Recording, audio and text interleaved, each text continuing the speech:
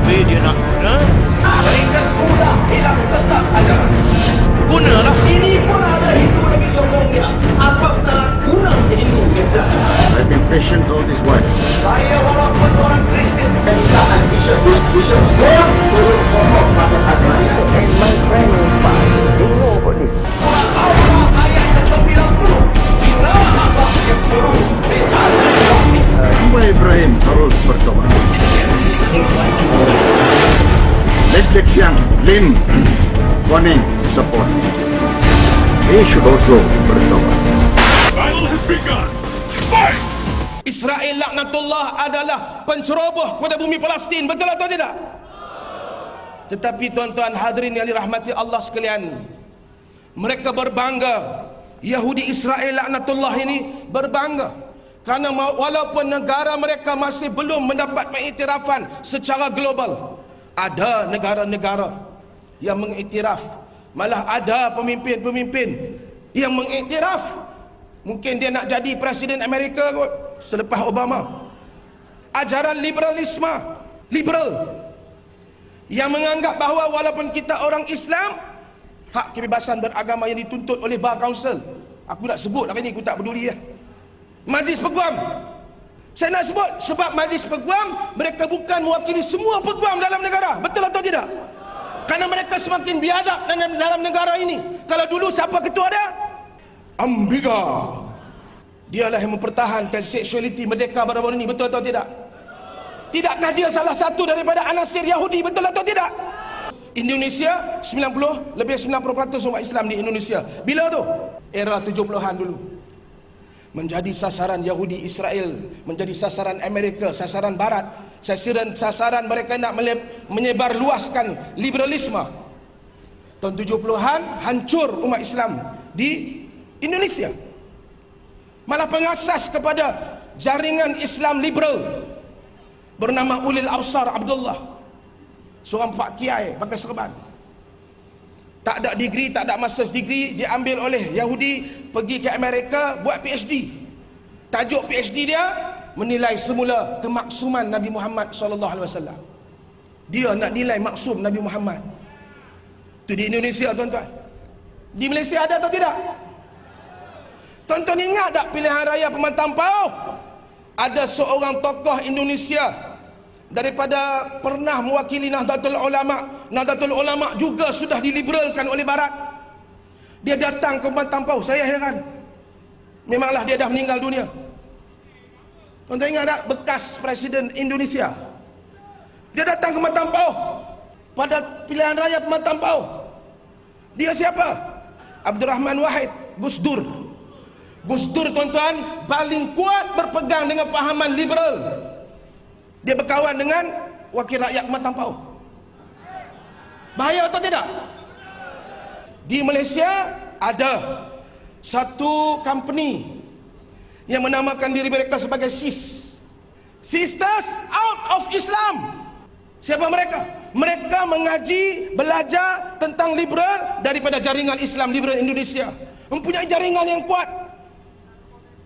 Mereka bawa import masuk semua liberal yang barangkali susah untuk dia datang mendarat terus di Malaysia. Kerana kita ada di Pertuan Agong, kita ada Raja-Raja Melayu, kita ada orang seperti Timbalan Mufti, kita ada orang seperti mufti-mufti negeri-negeri tanah Melayu ini. Mereka singgah transit di Indonesia dan dibawa ikut tongkang.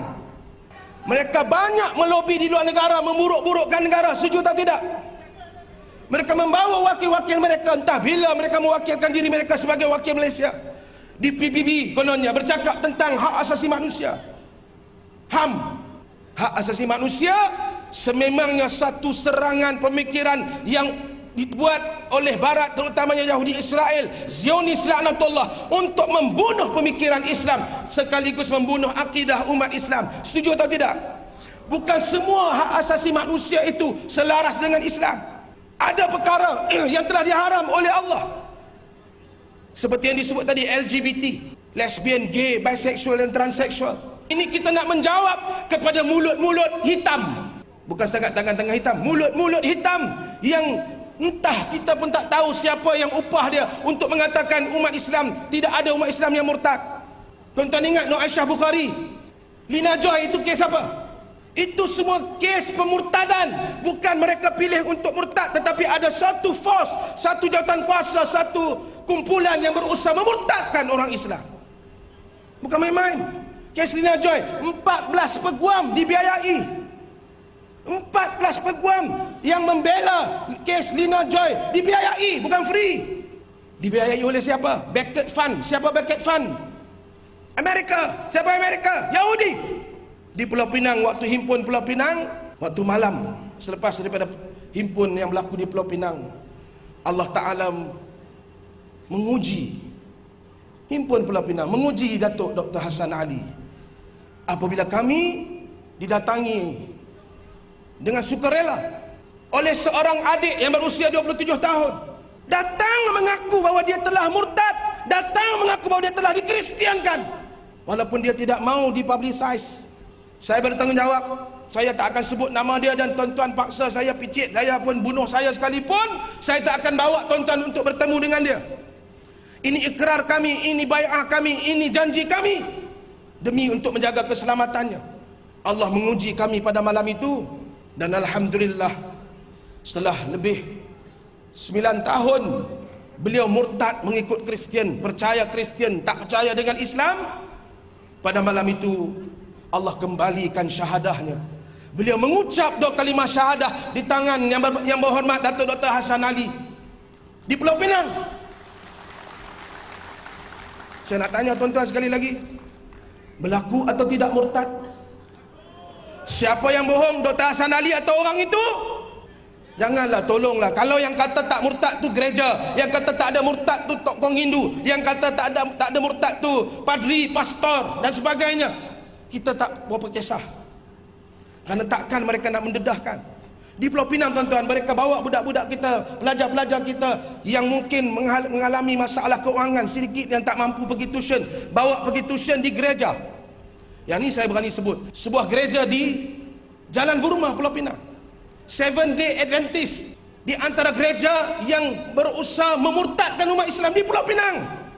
Aku tak tahulah Terengganu, tapi di Pulau Pinang berlaku. Jangan alih sihir seru nama Maharaja, nanti segerombolan hantu bisu yang menjelma. Guna hak berfikir sebelum hak untuk bersuara. Kalau terpelajar sila guna hak Miranda.